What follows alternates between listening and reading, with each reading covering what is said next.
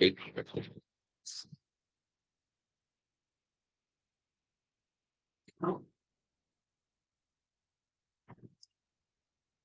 आज हमारा new topic start हो रहा है, वो है therapeutic yoga. So very very important topic.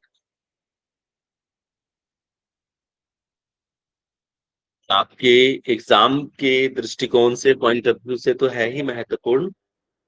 Generally आपको नॉलेज भी होना चाहिए। जब आप योगा एज ए इंस्ट्रक्टर बनते हैं, थेरेपिस्ट बनेंगे, तो आपको पता होना चाहिए कि हमें पेशेंट को या प्रैक्टिशनर को क्या देना है। अगर किसी को कोई मेडिकल इश्यूज हैं, बैकएड है, सर्वाइकल है, अथराइटिस है, डायबिटीज है, हाइपरटेंशन है, तो अलग अलग आप मॉडल्स क्या उनको दे सकते हैं, क्या सिखा सकते हैं, उनकी काउंसलिंग कैसे करना है, ये सारी बातें आपको पता होनी चाहिए। तो वैसे भी आपके लिए बहुत ही इम्पोर्टेंट टॉपिक है ये थेरेपेटिक योगा। ठीक है, तो इसको आपको अच्छे से पढ़ना है, एग्जाम के दृष्टिकोण से भी और वैसे भी जब आप क्लास लेते हैं। ठीक है, और आप नहीं लेते हैं तो अगर आप आने वाले टाइम पे लोगे तो बहुत ऐसे मैसेज आते हैं मुझे कि सर ये मैं योगा कराती हूँ या कराता हूँ, तो ये कौन से एक्सरसाइज कराना चाहिए, क्या कराना है, क्या नहीं कराना है, ये सब बातें आपको पता होना चाहिए as a yoga instructor. Okay, तो इसलिए विशेष ध्यान देके इसको पढ़ना, समझना तो बहुत ही इम्पोर्टेंट है इसको। तो देखो, थेरेपेटिक योगा क्या है? थेरेपेटिक मतलब क्या, इससे आप समझते हैं? एनीवन? सर, जो डिसीज है, कोई भी डिसीज, उसको योग के द्वारा कैसे उसको थेरेपी दी जा सकती है? कौन से ऐसे आसन या फिर प्राणायाम हैं जो उसके जो भी रोग है उसमें लाभप्रद हो? ठीक है, हेल्थ का डिफिनेशन क्या होता है? अलवी जी बताइए, क्या समझते हैं? हेल्थ का क्या मतलब है? Sir, mentally, physically, spiritually fit होना। ये बोलिए, कोई बोलिए। सर, शारीरिक, मानसिक, सामाजिक, आध्यात्मिक रूप से चारों ओर से स्वस्थ होना ही एक संपूर्ण स्वास्थ्य है। बहुत बढ़िया। तो अगर इसमें किसी भी तरह का डिस्टरबेंस आए तो हम समझते हैं कि हमारा हेल्थ खराब है, चाहे वो फिजिकली हो, मेंटली हो, स्पिरिचुअली हो, सोशल वेलबींग। आपने WHO, वर्ल्ड हेल्थ ऑर्गेनाइजेशन के अकॉर्डिंग भी आप जानते हो, फिजिकली, मेंटली, स्पिरिचुअली, सोशली वेलबींग्स होने चाहिए आपको। और आयुर्वेद में भी आपने पढ़ा होगा, सम दोष समाग्निश्च सम मलक क्रिया प्रसन्नात् में इंद्रिय मना स्वस्थ इति भी धीयते, ऐसे ही है ना आयुर्वेद में? Yes sir. ठीक है, तो ये आयुर्वेद में भी कि आपके सारे जो दोष हैं या फिर जो धातुएं हैं, सप्त धातु, वो बराबर, आपकी आत्मा, इंद्रियां, वही बैलेंस होना चाहिए। देखो, ऐसा बहुत कम होते हैं, कुछ ना कुछ कहीं ना कहीं तो निकल के ही आ जाता है, कहीं ना कहीं प्रॉब्लम तो रह ही जाता है। तो ये आयुर्वेद में बहुत गूढ़ बात बताया गया है हेल्थ के लिए। पूरे तरीके से आपको स्वस्थ रहना है, आपकी आत्मा भी स्वस्थ होनी चाहिए, इंद्रियां भी आपके निग्रह में और आपके कंट्रोल में होना चाहिए, आत्मा भी प्रसन्न होना चाहिए, मन भी प्रसन्न होना चाहिए, और फिजिकली आपके जो दोष हैं वो भी बैलेंस होना चाहिए, जो धातुएं हैं वो भी बैलेंस होनी चाहिए। ठीक है, जठराग्नि प्रॉपर होना चाहिए, अग्नि भी प्रॉपर होना चाहिए। ठीक है, तो एक एक करके हम आज समझते हैं। मैं स्क्रीन प्रेजेंट कर रहा हूँ, आप बताइएगा कि स्क्रीन प्रेजेंट हो रहा है क्या?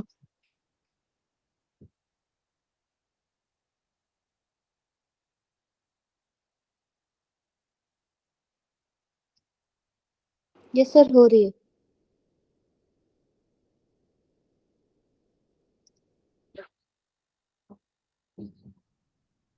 इंट्रोडक्शन है कि क्या है वो योगा, क्या है। आप ऑलरेडी कई महीनों से इसको देख रहे हैं योगा के बारे में, है ना? आप पतंजलि योग सूत्र उठा लीजिए, चाहे वो भगवत गीता ले लीजिए, चाहे बस योग, बस कहीं कठोपनिषद ले लीजिए, सब जगह योगा के डिफिनेशंस मिलते हैं। योगा क्या, इट्स अ लाइफ स्टाइल। ठीक है, ये हमारा जो दिनचर्या है वो क्या है, योगा है। ऐसे सिर्फ हम आसन या प्राणायाम या तो ध्यान करना ही सिर्फ योगा नहीं होता। आप दिन भर में जो कुछ भी करते हैं, जो भी नित्य कर्म करके लेके शाम रात के सोने तक, वो सारे ही क्या है, योग के अंतर्गत ही आता है। भगवद गीता में पढ़ते हैं ना, योगा कर्मसु कौशलम, कर्मों की कुशलता ही क्या है, योग। समत्व योग उच्यते, सारे ही स्थितियों में आपको समता का भाव रखना है। इट्स एंशियंट साइंस, ये ऐसा नहीं है कि अब इनोवेट हुआ है आज कल, बिल्कुल ये बहुत चलन में आया है जरूर, लेकिन ये बहुत एंशियंट साइंस है ये, मैजिक या कोई जादू नहीं है, बहुत ही पुरानी विद्या है ये। एक बहुत समय पहले ये हमारे डे टू डे लाइफ में हुआ करता था। पहले तो लोग रोज सूर्य नमस्कार करे, वर्जिश करके, योगा ध्यान मेडिटेशन करके अपना सारा काम करते थे। लेकिन अब क्या हो गया है, वो बीच में एक गैप बन गया, और फिर अब वापस से ये चीज क्या हो रहा है, वापस आ रहा है ये योग विद्या। अब देखो कितना प्रचलन है, इंडिया इवन की आउट ऑफ कंट्री में भी बहुत इसका महत्व है। तो is ancient science of India for well being end of human beings, a state of mastery over the sense and mind. ये कठोपनिषद में कहा गया है कि अपने इंद्रियों पे कंट्रोल करना, उस पे मास्टरी करना, अपने सेंसेस पे और अपने मन को कंट्रोल करना, इसी को हम योग कहते हैं। ये क्या है, एक स्किल है, a skillful and subtle process to calm down the mind।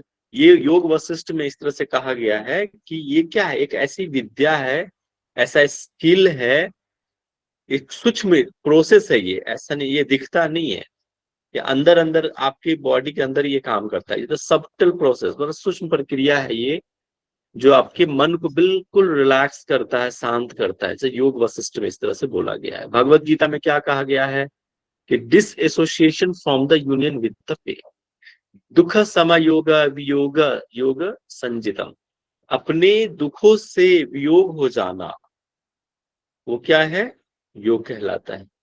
आप जब ये छठा अध्याय जब पढ़ेंगे तो वहां पे भी इस तरह से दिया गया है ना, भगवत गीता में। योग और भी कई जगह पे अलग अलग, आत्मा परमात्मा का मिलन योग है, ठीक है, कई जगह पे अलग अलग योग की परिभाषाएं मिलती है। योगा थेरेपी का मतलब क्या होता है कि कुछ ऐसे प्रैक्टिस होता है, some yoga practice can be used for disease to cure and heal the problems. आपकी जो डिजीज है, आपकी जो व्याधि और आदि है, उसको ठीक करना कुछ योगा प्रैक्टिसेस के द्वारा is a call the yoga therapy. आप मेडिसिन लेते हैं, सर दर्द होता है, एलोपैथी में जाते हैं, मेडिसिन लेते हैं, ठीक होते हैं, वो क्या एलोपैथिक ट्रीटमेंट है, आपने लिया मेडिसिन। ये क्या है, योगा ही समझ लो कि ये मेडिसिन है। कई बार क्या होता है, इसमें आते हैं लोग पूछते हैं सर इसमें कोई ऐसा मेडिसिन नहीं है क्या, तो ये नन ड्रग्स है, इसमें कोई भी हम मेडिसिन नहीं देते। ठीक है, आपको अपनी बॉडी को चलाएमान करके, अपने माइंड को, ब्रीदिंग पैटर्न को ठीक करके हम पेशेंट को ठीक करते हैं। ठीक है, आपके लाइफ स्टाइल को ठीक करके आप अपने डिजीज को क्योर कर सकते हैं, अपने प्रॉब्लम्स को हील कर सकते हैं। जैसे yoga therapy, yoga therapy is developed 80 years ago when, ये आप देखोगे जो लोग महाराष्ट्र से होंगे उनको पता होगा कि एक यहाँ पे कैवल्य धाम है, कहाँ पे, लोनावाला में। वहां पे एक बहुत ही अच्छा इंस्टीट्यूट है, स्वामी विवेकानंद, वहां पे उन्होंने एक्सपेरिमेंट करा है। ये वहां पे अभी भी है, उस तरह का सारा सिस्टम वहां है। अस्थमा पे उन्होंने एक्सपेरिमेंट करा है, ब्रीदिंग पैटर्न को वो करके डेवलप करके, और उन्होंने ये योगा थेरेपी उस टाइम से ही डेवलप। आपने हठ प्रदीप का जब पढ़ेंगे ना, कैवल्य धाम वाली, तो 5th चैप्टर क्या है बताओ, हैव यू एनी आइडिया? योग चिकित्सा। वो पहले नहीं था, वो बाद में उसको ऐड करा है। मेन तो चतुरंग योग ही था, तब तो 4 अध्याय थे, है ना, चतुरंग योग ही था। लेकिन बाद में योग चिकित्सा को ऐड करा है उन्होंने, तो पहले उस टाइम पे डेवलप हुआ ये। ट्रीटमेंट ऑफ साइकोसोमेटिक डिजीज, ये क्या है, आपके साइकोसोमेटिक, देखो 2 तरह की चीजें होती। साइकोसोमेटिक डिजीज पता है किसी को, मनोकायिक रोग, इसको कहते हैं मनोकायिक रोग। किसी को पता है? कोई एक डिजीज का नाम बताओ, साइकोसोमेटिक डिजीज का। डिप्रेशन, इसोमेनिया, स्ट्रेस, एंजाइटी, ये क्या है? साइकोसोमेटिक डिजीज है जो आपके मन से शुरू होकर आपके शरीर पे प्रभाव करता है। हम डिप्रेशन में रहते हैं, आपका मेंटल प्रॉब्लम्स है, धीरे धीरे वो क्या होता है आपके शरीर पे इफेक्ट पड़ता है। कोई लोग बहुत ओवर ईटिंग करने लग जाते हैं स्ट्रेस में, मोटापा आने लगता है, शरीर पे प्रभाव पड़ रहा है। ठीक है, कोई पतला हो जाता है, कोई बॉडी अजीब सा हो जाएगा, धीरे धीरे वो अलग तरह के प्रॉब्लम्स आना शुरू हो जाएगा धीरे धीरे आपके शरीर में। ठीक है, तो स्ट्रेस जो है, कहते हैं ना कि इस कई सारे बीमारियों को वो इनवाइट करते हैं, आता है। साइकोसोमेटिक डिसीज, इसका रिवर्स भी होता है, सोमेटोसाइकिक, जो शरीर पे होता है और फिर उसका इफेक्ट हमारे मन पे पड़ता है। जैसे आप मान लेते हैं एक्सीडेंट हो गया, या फिर जब क्रोनिक डिजीज होता है कोई भी, तो वो भी सोमेटोसाइकिक के अंदर ही आता है। क्रोनिक बहुत पुराना रोग है, वो ठीक नहीं हो रहा है, तो हम क्या होते हैं, मेंटली परेशान हो जाते हैं, डिप्रेस हो जाते हैं, अरे ठीक नहीं हो रहा है, तो मेंटली आप स्ट्रेस लेने लग जाते हैं। ठीक है, अब जैसे किसी के बाल टूट रहे हैं, बाल झड़ रहे हैं, तो फिर क्या होता है, वो दिख रहा है टूट रहा है, लेकिन वो स्ट्रेस लेने लग जाते हैं उसका। ठीक है, अब किसी का फ्रैक्चर हो गया है पैर, और उससे भी आप स्ट्रेस लेने लग जाते रहे, मेरा पैर टूट गया, हम किसी पे डिपेंडेंट हो गए, somatopsychic. Okay, how can yoga how yoga can be therapy. अब ये कैसे योगा जो है काम करता है, कैसे ये थेरेपी का यूज कैसे करता है। तो the tools for this evaluation our body and mind. ये क्या है, ये टूल्स कहते हैं, जो हमारा जो शरीर है, ये क्या, ये टूल्स है, उसका इवोल्यूशन, मतलब आप समझ लो इसमें कि अपने शरीर और मन को ठीक करने के लिए। ठीक है, some of the yogic practices are design for correcting these tools. अभी बताया ना, बॉडी ये क्या है, माइंड, ये हमारा टूल्स है। और इस टूल्स को आज देखो, आप मशीन लाते हो घर में, साइकिल है, साइकिल पंक्चर हो गया या टूट गया या कुछ हो, तो क्या करते हैं, आप उसको ठीक करते हैं, आप वेल्डिंग करते हैं या फिर कुछ अलग उसमें मैकेनिक के पास जाते हैं। तो यहाँ पे क्या है, yoga instructor is a mechanic. Yoga practice वो सब क्या है, योगा प्रैक्टिसेस या फिर किसी चीज से उसको हम ठीक किए, और ये जो शरीर है, ये मन है, वो टूल्स हो गए। ठीक है, इसको ठीक करना, अपने मशीन्स को ठीक करना, ये बॉडी माइंड क्या, ये हमारा मशीन ही है, शरीर। Hatha yoga explain some effects of asana pranayama. अब हठ योग के माध्यम से हम इस चीज को, इस टूल्स को ठीक करते हैं। अब हठ योग के अंदर क्या आता है, आसन आते हैं, प्राणायाम आता है, क्लींजिंग प्रैक्टिस आता है। आपने ग्रंथ संहिता में पढ़ा ना, क्लींजिंग प्रैक्टिस क्या क्या था, सटकर्म था, सट क्रियाएं थी, कौन कौन सा था, धौते, बस्ती, नेति, नौली, त्राटक, कपालभाति। ये क्या है, द क्लींजिंग प्रैक्टिसेस। यस, आसन हमने देखा, 32 आसन देखे, फिर प्राणायाम 8 प्राणायाम देखा। तो ये सब के माध्यम से, इस हठ योगिक प्रैक्टिसेस के माध्यम से अपने डिजीज को ट्रीट करते हैं, उसको ठीक करते हैं, क्योर करते हैं। पतंजलि में इसका थेरेपेटिक एक्सपेक्ट नहीं दिखाया गया, उसको एक्सप्लेन नहीं करा गया। पतंजलि आपने देखा होगा, पढ़ा भी होगा, अभी आपने पढ़ा होगा, पतंजलि उसमें कहीं भी थेरेपेटिक एक्सपेक्ट को नहीं फोकस किया है। उसमें क्या है, ज्यादातर साधना पक्ष को ज्यादा लिया है उन्होंने। Cardinal principle of the yoga therapy, मतलब कोई मुख्य प्रिंसिपल्स क्या होते हैं, किसी चीज का सिद्धांत होता है ना, किसी का अपना अपना प्रिंसिपल्स होते हैं। तो ऐसे ही योगा थेरेपी के प्रिंसिपल्स, मुख्य सिद्धांत क्या है, पहले तो अपने बॉडी को रिलैक्स करना, फिर ब्रेथ को ठीक करना है, और माइंड को काम करना है। ये और इसके माध्यम से ही आपका जो है प्रॉब्लम्स क्योर होता है। ठीक है, तो बॉडी को रिलैक्स करना, ब्रेथ को काम स्लो डाउन करना, जितना फास्ट ब्रेथ होगा उतना प्रॉब्लम है भैया। मैं आपको पहले भी बताया था जब घड़न संहिता पढ़ाया था, जितना स्लो ब्रीदिंग अपनी आयु आप उतना बढ़ाते हैं, जीवनी शक्ति का विकास होता है जितना आप स्लो ब्रेथ लेते हो। आपको मैंने कछुआ और कुत्ते का एग्जाम्पल से भी समझाया था, आप दोनों की आयु को तुलना कर लीजिए, समझ में आ जाएगा। और माइंड को रिलैक्स रखना, काम रखना, इजी क्या है, डिजीज क्या है? Easy is a normal condition of health, बिल्कुल स्वस्थ है हम, sir easy condition of. Disease क्या है सर? अनईजी कंडीशंस, मतलब एबनॉर्मल कंडीशंस ऑफ हेल्थ, मतलब आपको प्रॉब्लम्स आ गया, डिजीज आ गया, abnormal conditions.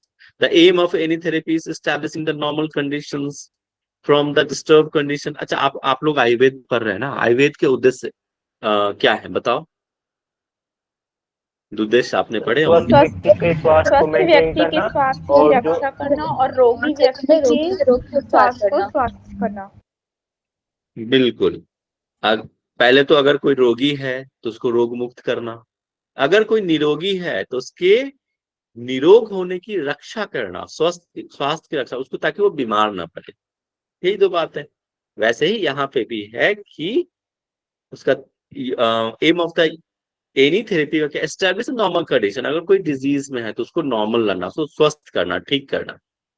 Yoga and other therapies, अब देखो हम लोग यहाँ पे एम्स में क्या करते हैं ना, वो इंटीग्रेटिव मेडिसिन बहुत लाते हैं, कि आप जरूरी नहीं है कि सारा चीज योग से ही हो, है ना। कुछ चीजें ऐसे हैं, कुछ प्रॉब्लम्स ऐसे हैं, कुछ डिजीज ऐसे, कुछ डिसऑर्डर ऐसे हैं जो सिर्फ योगा से ठीक किया जा सकता है, मेडिसिन की आवश्यकता नहीं है। तो बेस्ट है क्यों हम मेडिसिन लें। लेकिन कुछ ऐसे भी डिजीज हैं जो आपके पैरेलल चलना चाहिए, इंटीग्रेटिव होना चाहिए। इंटीग्रेटिव मेडिसिन का चलन आजकल बहुत हो रहा है। अगर सिर्फ अगर योगा ठीक नहीं कर पा रहा है तो हम साइड बाय साइड क्या करेंगे, उसको एलोपैथी मेडिसिन या होम्योपैथी हो या आयुर्वेदिक हो, वो दोनों बायलैटरल चलाएंगे, पैरेलल थेरेपी भी कहते हैं इसको से, ठीक है। और एक होता है सप्लीमेंट्री, आप जैसे मेडिसिन लेते हो, बुखार लगे तो आप सप्लीमेंट्री यूज करते हैं ना, ठीक है। तो एक एंटीबायोटिक्स लेते हैं, सॉरी एंटीबायोटिक लेते हैं ना उसके साथ, वैसे ही योगा एक एज ए एंटीबायोटिक के जैसा भी काम करता है किसी किसी डिजीज में। और कहीं कहीं पे ये यूजफुल नहीं होता है।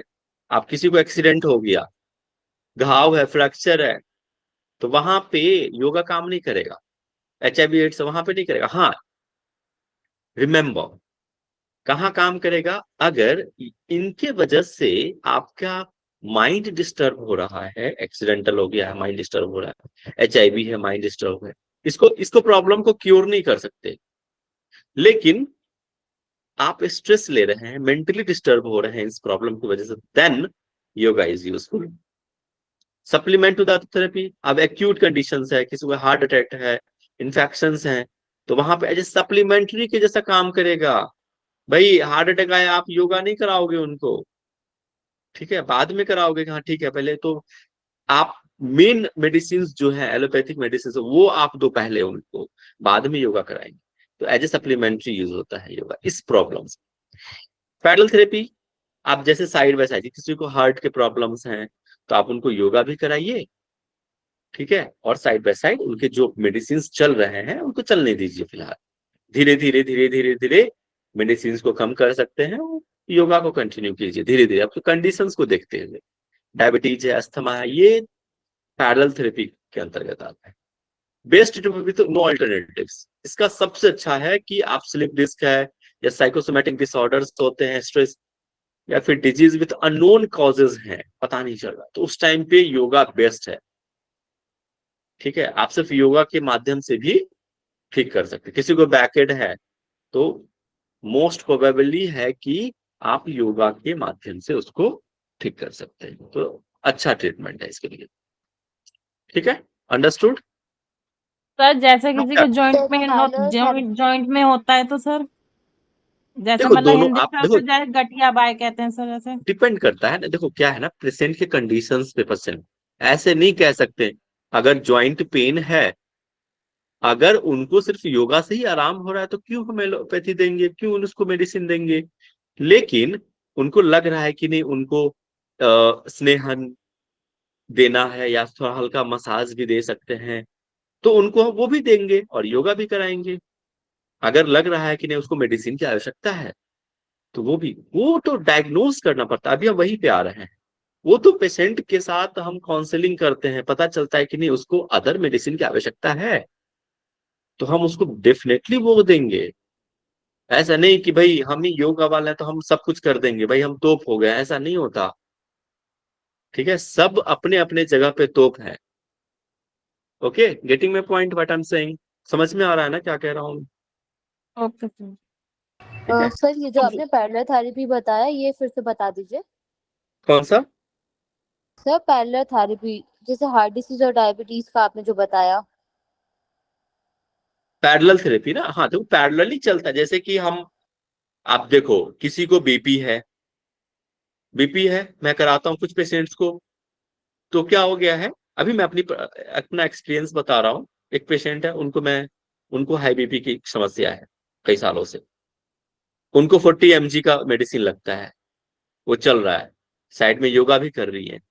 अब उनको मैंने क्या किया, धीरे धीरे 20 mg पे लेके आया है। फिर उसके कंडीशंस को ऑब्जर्व करते हैं, कहीं कोई इश्यू तो नहीं हो रहा, आपने मेडिसिन कम किया, कोई दिक्कत तो नहीं आ रही है। तो नहीं आ रही है तो फिर 20 mg पे आ गए, साइड से आपका योगा भी चल रहा है, योगा वर्क कर रहा है, तभी तो 40 से 20 पे आए ना। ठीक है, तो मेडिसिन भी साथ में चलता रहेगा। फिर एक ऐसा कंडीशन आएगा कि हम उसको रोज मेडिसिन ना देके अल्टरनेटिव्स देना शुरू करेंगे।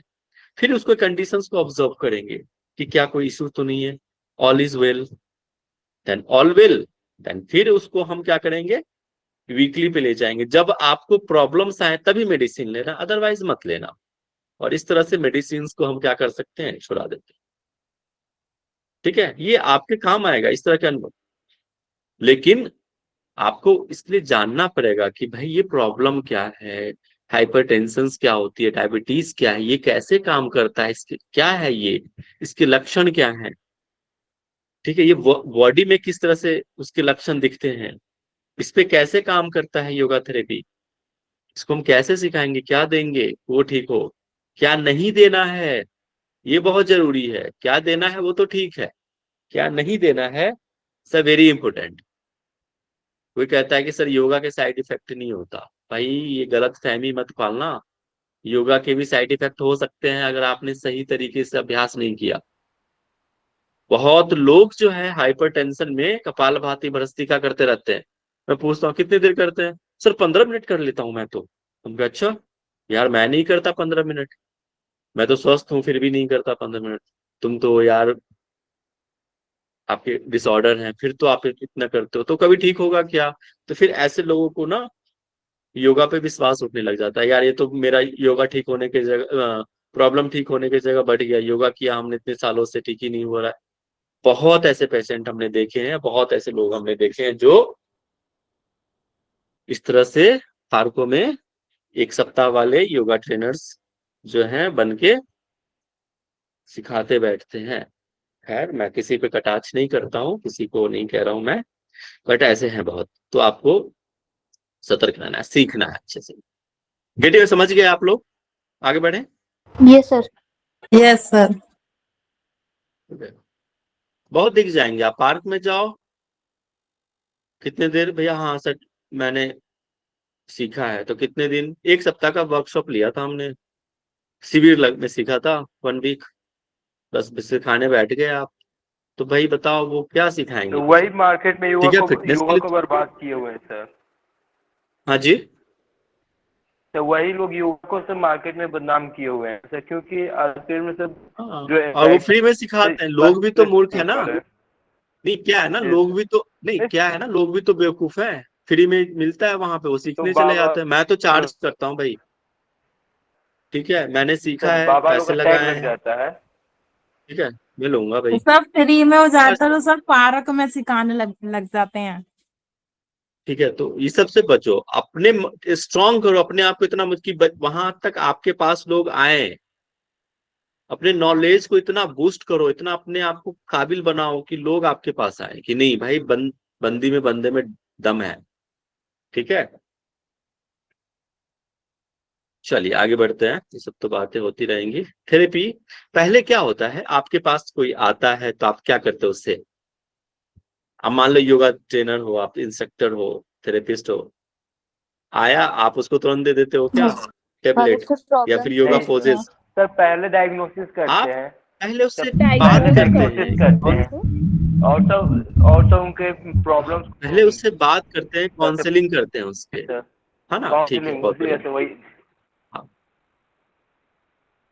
हाँ ठीक है, अब मेरी बात सुनोगे थोड़ी सी? तो अब पेशेंट जब आए आपके पास, वो उससे हम क्या करते हैं, काउंसलिंग करते हैं, बात करते हैं, फिर उसके सिम्टम्स को समझते हैं। जब उसके सिम्टम्स समझ में आया तो वही कहता हूँ, डायग्नोस करते हैं, डायग्नोस के लिए हम भेजते हैं। मुझे लगता है कि उसको ब्लड टेस्ट कराना चाहिए, ब्लड टेस्ट कराइए। यूरिन टेस्ट कराना चाहिए, यूरिन टेस्ट कराइए। ठीक है, बहुत सारे टेस्ट होते हैं। तो एक्सरे करने की आवश्यकता है, एमआरआई कराना है, तो आप बिल्कुल कराइए। ठीक है, योगा में ऐसा कुछ नहीं है इस तरह का कुछ टूल्स कि आप उसको डायग्नोस कर पाए। भाई एक्सीडेंट हुआ है तो भैया आप भेजेंगे उसको, लेबोरेटरी टेस्ट के लिए जाएगा ही वो, स्टूल टेस्ट हो या कुछ भी हो इस तरह का प्रॉब्लम, या सोनोग्राफी हो, ये कुछ टेस्ट है, डायग्नोसिस करते हैं उसको ये जाके, अगर आपको इजीली समझ नहीं आता है तो। फिर उस डायग्नोस के बाद उसको ट्रीट करते हैं कि भाई हाँ, अब उसको क्या चाहिए, कौन सा मेडिसिन लगने वाला है। अगर आवश्यकता उसकी सर्जरी की है तो हम उसको सर्जरी देंगे। अगर उसके लाइफ स्टाइल चेंज करने से ही, कुछ योगा प्रैक्टिस से ही वो ठीक हो सकता है तो उसको हम वो देंगे। कुछ डाइट में मॉडिफिकेशन करके उसको ठीक कर सकते हैं। ये इस तरह से ट्रीट करते हैं। इसके बाद फिर वो ठीक हो जाता है, ये क्योर हो जाता है, फिर उसके प्रॉब्लम्स ठीक हो जाते हैं, then is he will get the good health. ठीक है, डिफिनेशन ऑफ हेल्थ, हेल्थ का डिफिनेशन क्या है? Disturbed easy is a disease. आपके जो हेल्थ है डिस्टर्ब हो जाए, ठीक है, तो फिर वो क्या कहलाता है, डिजीज कहलाता है। आपको मैंने स्टार्टिंग में ही पूछा था हेल्थ की परिभाषा। Health is commonly defined as the absence of disease. जहां पे प्रॉब्लम नहीं है वही तो स्वास्थ्य है, अच्छा स्वास्थ्य है। अकॉर्डिंग टू WHO क्या बताया कि health is a state of complete physical, mental, social wellbeing and not merely absence of a disease. ठीक है, अब कहीं स्पिरिचुअल भी शायद ऐड हुआ है तो वो भी है। लेटेस्ट डिफिनेशन, हाँ ये है, ability to lead socially and economically productive life.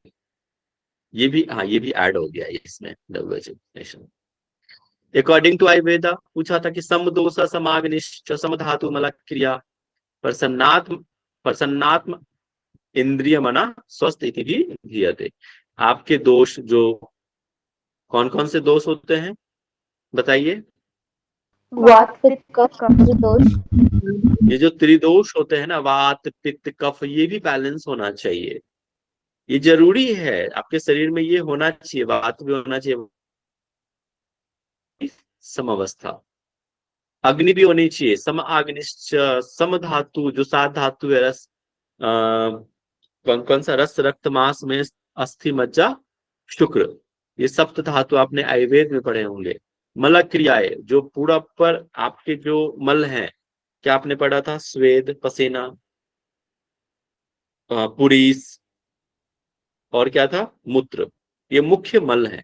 और भी कई सारे मल हैं, आंखों से जो निकलता है वैक्स, कानों से जो निकलता है, ये सारे ही मल के अंदर आते हैं, जो शरीर से निष्कासित होता है। प्रसन्न होनी चाहिए आपकी आत्मा भी प्रसन्न होनी चाहिए, इंद्रियां भी।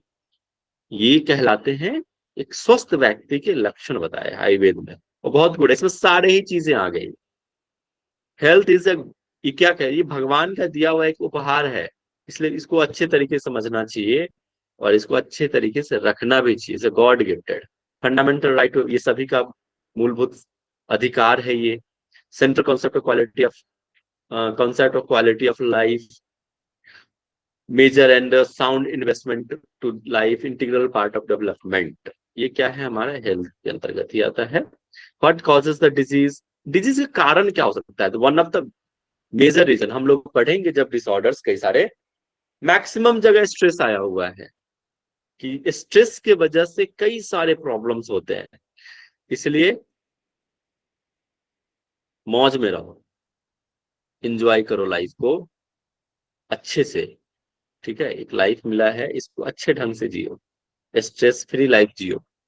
ठीक है, जो होना होगा वो तो होगा ही, हमारे करने या ना करने से कुछ नहीं होने वाला। इसलिए लाइफ को एंजॉय करो, स्ट्रेस फ्री रहो, कर्म करते रहो, अच्छे कर्म करते रहो। बाकी ये जो पता है कहते हैं ना कलयुग आ गया, ये बड़ा बेकार युग है, अरे भाई सबसे अच्छा युग अगर कहा जाए ना तो ये कलयुग है। क्योंकि ये आपके हाथ में है, कर्म करना और भाग्य लिखना आपके हाथ में। आप जैसा करोगे वैसा पाओगे, ठीक है, किसी और के हाथ में नहीं दिया है। तो भाग्य का विधाता आप ही हो, ठीक है। इसलिए कहा जाता है कि सबसे अच्छा जो युग है यही है कलयुग। तो कर्म युग कहा जाता है इस युग को। आप जैसा करेंगे वैसा भरेंगे। स्ट्रेस फ्री लाइफ जीना है, स्ट्रेस ऑफ पास्ट, अच्छा मैं प्रवचन दे देता हूँ ना कभी कभी stress of past life and stress of present life, ये भी कारण हम लोग ना जो बीत गया है ना वहां पे लटके रहते हैं, वहीं पे फंसे रहते हैं। भैया आगे देखो दुनिया कहाँ से, अभी मैं दुबई गया था भाई, इतना डेवलप हो गया है। वहां तो देखो, वहां तो कुछ नहीं है, पानी की भी किल्लत है, पेड़ पौधे है ही नहीं, रेगिस्तान है, और इतना डेवलप्ड है पूछो मत, वेल मेंटेन्ड। वही इंडियंस वहां पे बड़ा डिसिप्लिन में रहते हैं, एकदम अच्छे से लाइफ जीते हैं, कोई दो नंबर का काम नहीं करते हैं। और वही यहाँ आके ना गंद फैला देते हैं। सबकी बातें नहीं कर रहा हूँ, ठीक है। तो बहुत डिसिप्लिन है कहीं पे। आपको पता है वहां पे मैं गया, हॉर्न मारना वहां गाली के समान है। कोई चू चपड़ा आवाज नहीं, बिल्कुल नीट क्लीन, रोड पे कोई थूक नहीं फेंकता, कोई स्पिट नहीं करता, इतना नीट क्लीन, ऐसे लगे कि सो जाऊं रोड पे, ठीक है। कोई शोर शराबा नहीं, कोई हल्ला नहीं, ऐसा लगे कि वहीं पे योगा करने लग जाओ भाई साइड में। इतना शांत पीसफुल, कोई हॉर्न की आवाज नहीं, चुपचाप गाड़ी शांत से जा रही आ रही है, एकदम मेंटेन डिसिप्लिन लाइफ है वहाँ, ठीक है। तो ये कह रहा हूँ कि स्ट्रेस ऑफ हम पुराने उस पे बैठे रह जाते हैं। भाई आगे निकलो, पर वर्तमान में जियो, ठीक है, और आगे के बारे में सोचते रहते हैं। तो ये कारण है डिजीज, ये साइकोसोमेटिक डिजीज होने का बहुत बड़ा रीजन। चित्त वृत्ति आपने पढ़ा होगा, किसमें चित्त वृत्ति के बारे में कहाँ पढ़ा है बताओ भाई, तो ताजा ताजा पतंजलि योग सूत्र में पढ़ा है ना, पतंजलि योगस्स चित्त वृत्ति निरोधा, चित्त की वृत्तियों का निरोध ही क्या है योग। ये जो डिस्टर्ब है ना चित्त हमारा, उसको क्या कर देना है, ठीक है। आप उसको खत्म नहीं कर सकते हैं, लेकिन उसको क्या कर सकते हैं, डाइवर्ट कर सकते हैं।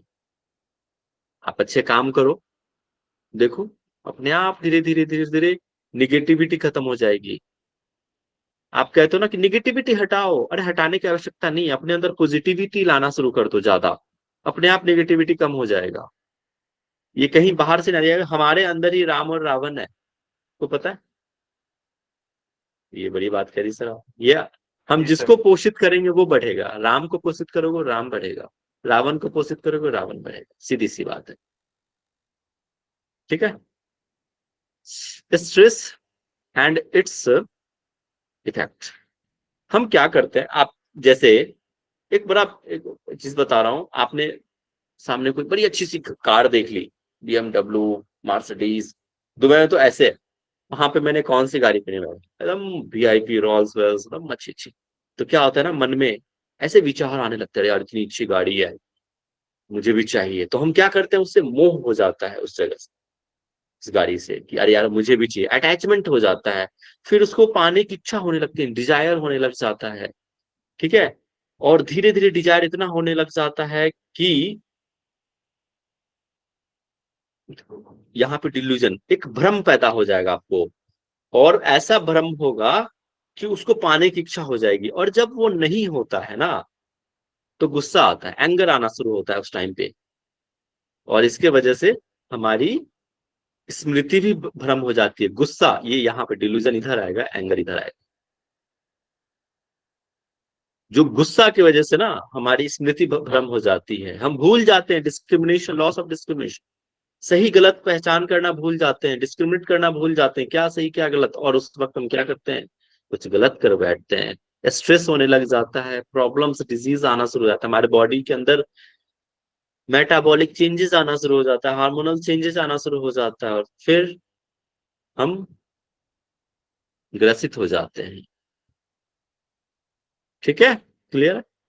तो यौगिक स्ट्रक्चर सिस्टम, अब देखो ये जो शरीर जो हमारा बना हुआ है ना, किससे बना हुआ है? ये हमारा जो शरीर बना हुआ है सप्त धातु से, रस, रक्त, मांस, मेद, अस्थि, मज्जा, शुक्र, इसी को हम इंग्लिश में काइम कहते हैं।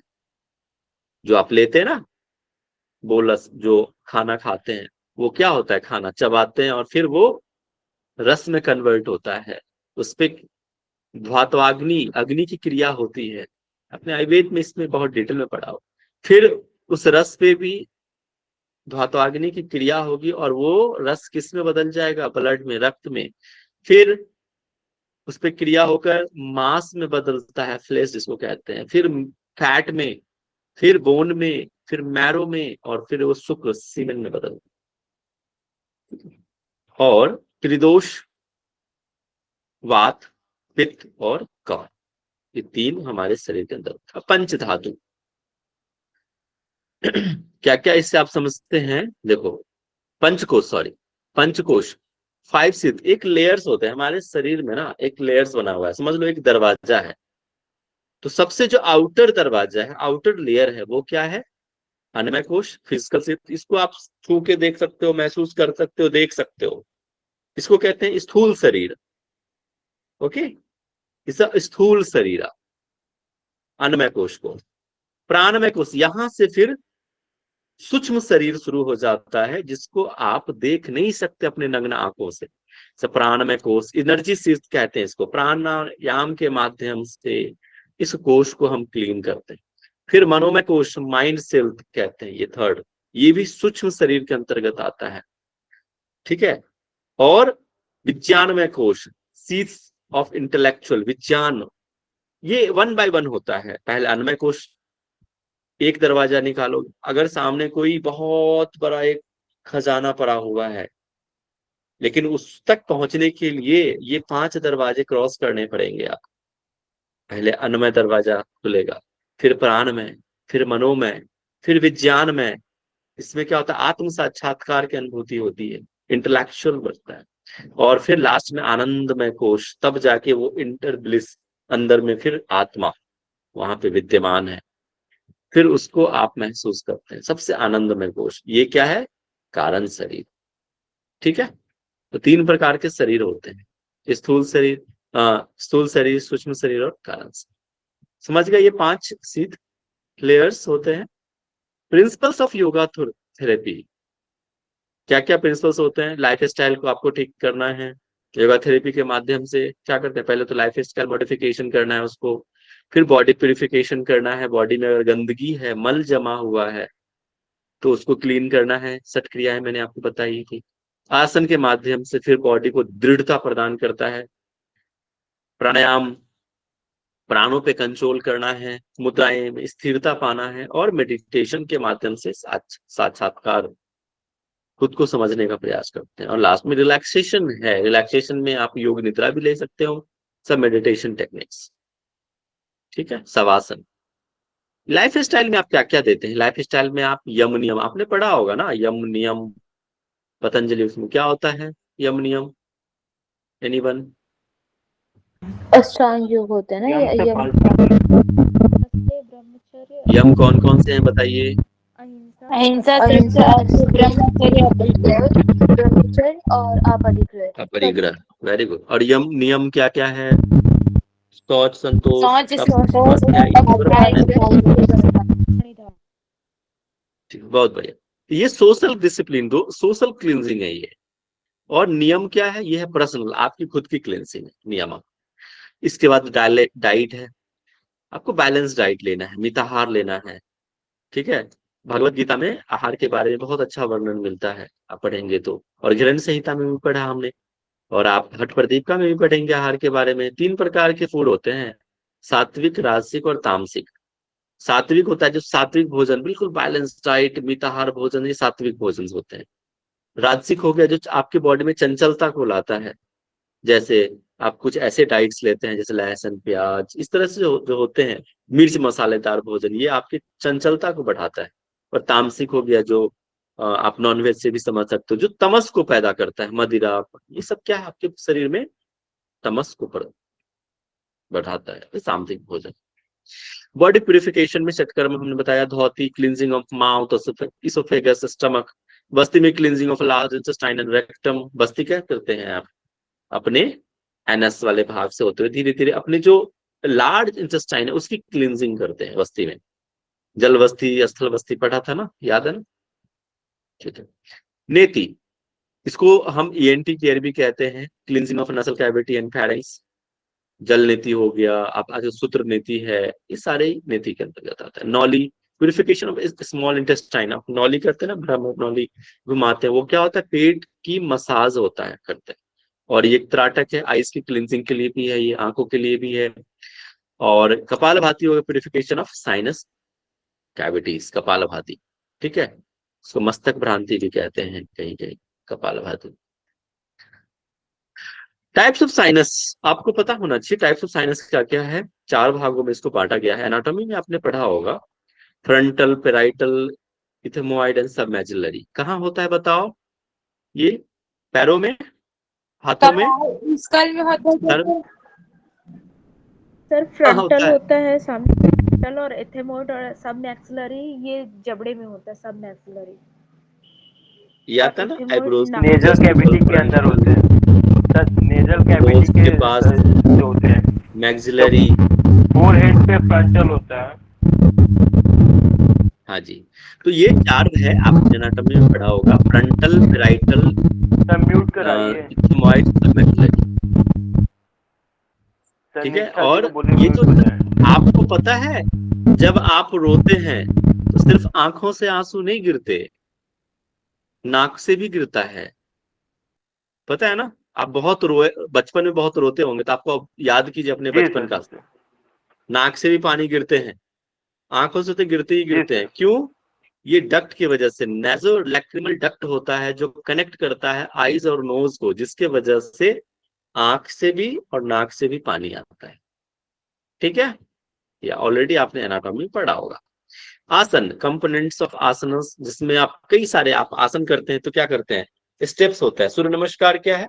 एक प्रकार का विन्यास है, फ्लो है, आसनों का सीरीज है। फिर श्वास कर्मा, ब्रीदिंग पैटर्न, प्राणायाम करते हैं।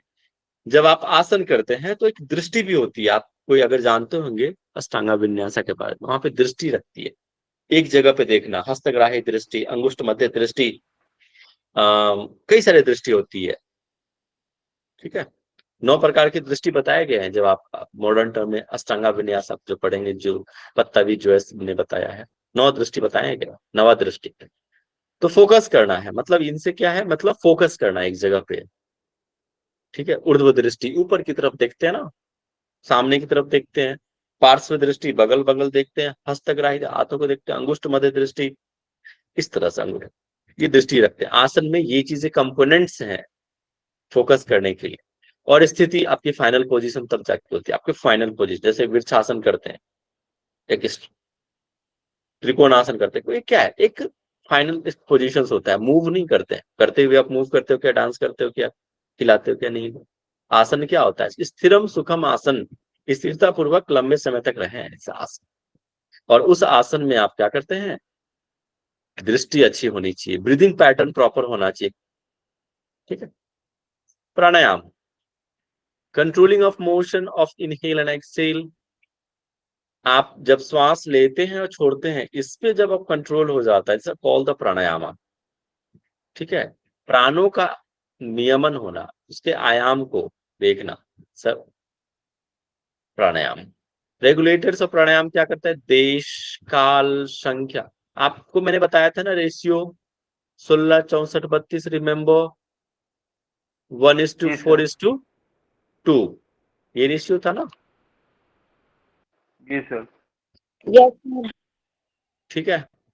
तो रेशियो भी पता होना चाहिए, क्या संख्या, क्या रेशियो लेना है, वो कितने ड्यूरेशन तक लेना है।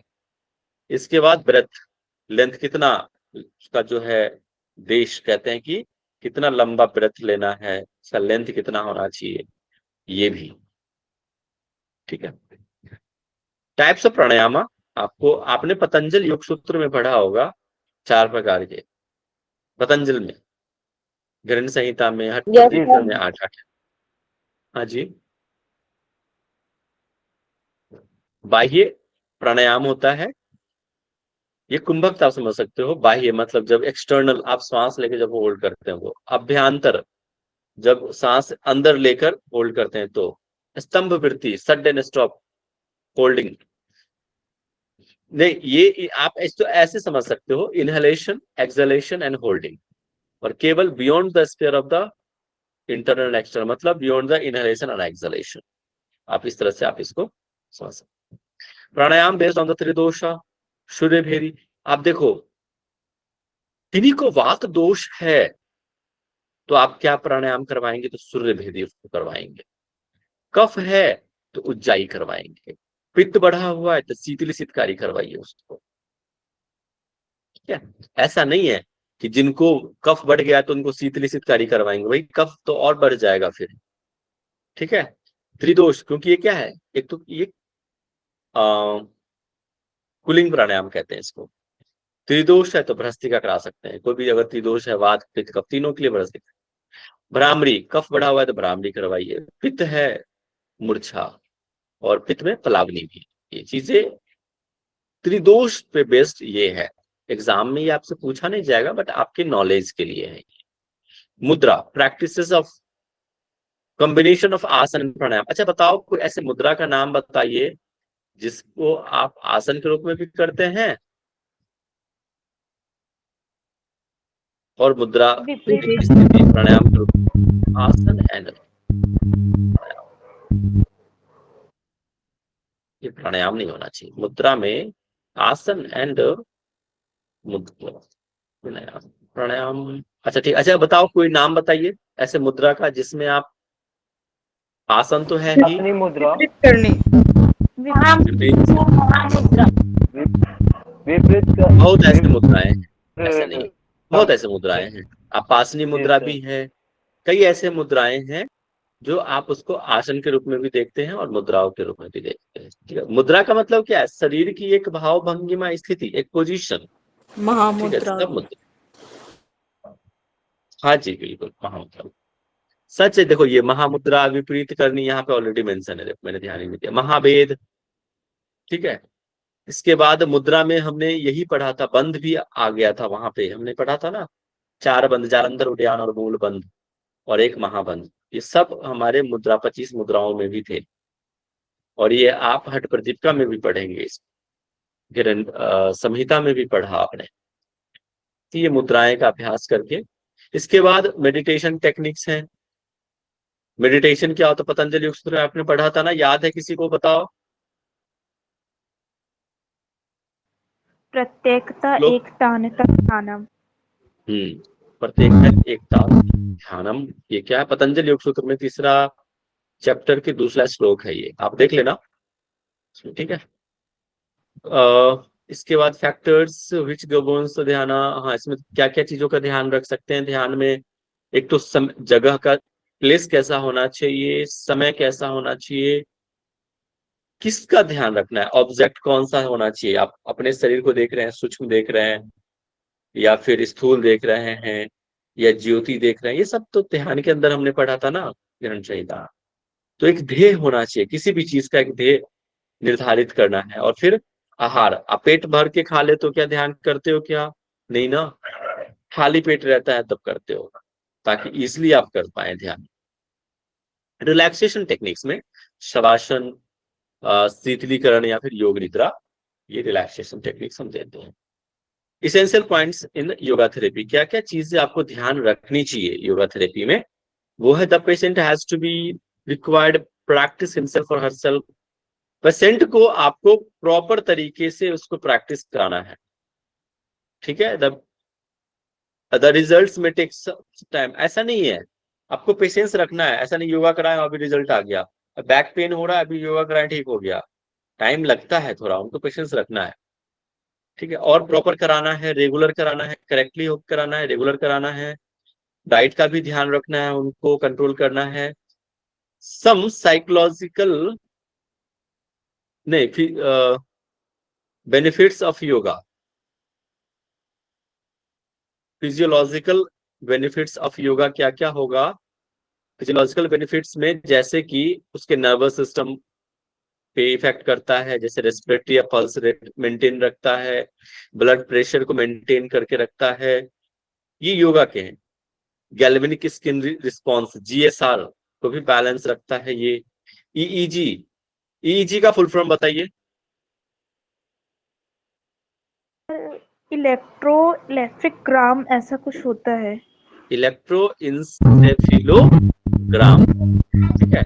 यहाँ से आपने देखा होगा ना, ऐसे ब्रेन पे लगा देते ना, ऐसे सर पे लगाते ना कई सारे ऐसे पॉइंट्स, और फिर उसको चेक करते हैं वेव्स, अल्फा वेव्स कैसा रहा है, थीटा वेव्स क्या है, डेल्टा वेव क्या, उसको देखते हैं वेव्स को, ठीक है। EMG का बताइए फुल फॉर्म क्या होता है?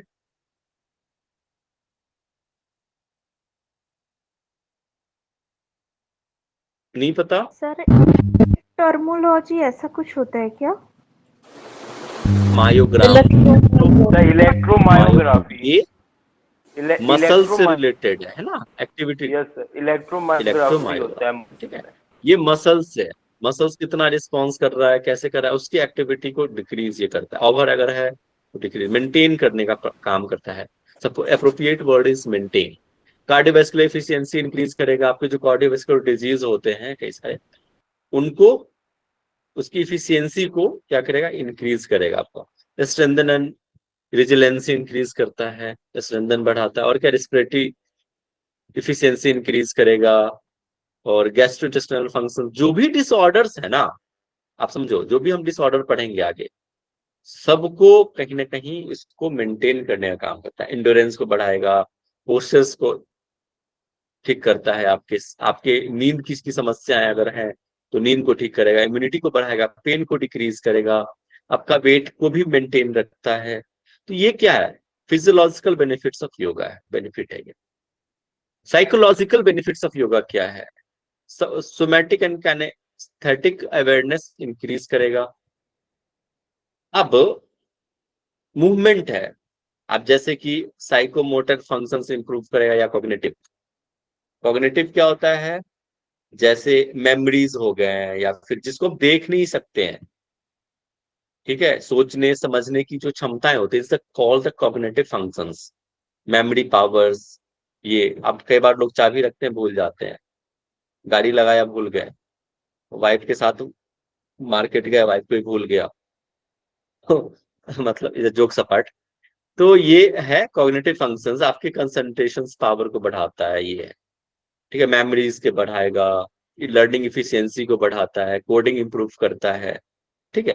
और साइकोमोटर फंक्शंस इंप्रूव करने का मतलब है, आप जैसे मूवमेंट है, बॉडी के मूवमेंट्स हो गए, वो सारे बैलेंस हो गया, आईज के कांटेक्ट हो गए, या फिर जो भी हमारा मोटर फंक्शंस हो रहा है, हमारे हैंड के मूवमेंट्स, लेग्स के मूवमेंट्स, बॉडीज मूवमेंट, ये सारे ही हमारे साइकोमोटर फंक्शंस के अंतर्गत आता है, उसको इंप्रूव करता है। और क्या करेगा, एंजाइटी डिप्रेशन डिक्रीज करेगा, सोशल एडजस्टमेंट डिक्रीज करेगा, self acceptance and self actualization increase करता है, मूड इंप्रूव करेगा, सब्जेक्टिव वेलबींग इंक्रीज करता है। Psychological benefits, okay. ये मैंने ऐड कर दिया था, ये सब आपको एग्जाम में नहीं पूछा, लेकिन आपको पता होना चाहिए। मैं चाहता हूं कि ये इसकी नॉलेज आपको बहुत डेप्थ तक हो, अच्छे समझ में, सिर्फ एग्जाम पॉइंट ऑफ व्यू से आप इसको बिल्कुल मत पढ़िए, ओके। आपके बहुत आगे काम आने वाला है ये चीजें। सम, आप जब एज इंस्ट्रक्टर बनो ना, तो लगना चाहिए, सब टर्म आपको पता होना चाहिए कि भाई हाँ, कुछ है कि सामने वाला को आप करवाओ योगा, तो ये मेडिकल टर्म्स आपको पता होना चाहिए, तो आप पॉजिटिव इम्पैक्ट डाल सकते हैं, ठीक है। अब बस 5 मिनट में और लूंगा, फिर बस हमारा हो जाएगा, ठीक है। फिर हम प्रॉपर कल से पढ़ेंगे, ओके। इसके बाद सम बायो केमिकल्स इफेक्ट्स भी हमारे बॉडीज में आता है। बायोकेमिकल्स जैसे कि ग्लूकोज लेवल का जब बढ़ जाता है तो उसको डिक्रीज करेगा ये, सोडियम को डिक्रीज करता है, टोटल कोलेस्ट्रॉल अगर बढ़ रहा है तो उसको भी क्या करेगा, मेंटेन करेगा। Maintain is appropriate word, maintain करके रखता है। ग्लूकोज लेवल मेंटेन करके रखता है, सोडियम लेवल मेंटेन करेगा, ट्राइग्लिसराइड मेंटेन करके रखता है, एचडीएल कोलेस्ट्रॉल डिक्रीज। एचडीएल का बताओ क्या होता है, हाई डेंसिटी लिपोप्रोटीन। ये सब टर्म्स याद रखिए, है ना, medical terms. Low density lipoprotein. अब सेशन ले रहा हूं, मैं करता हूं, ठीक है। इसके बाद VLDL, अभी क्लास में करता हूं मैं कॉल अभी, ठीक है। Very low density lipoprotein.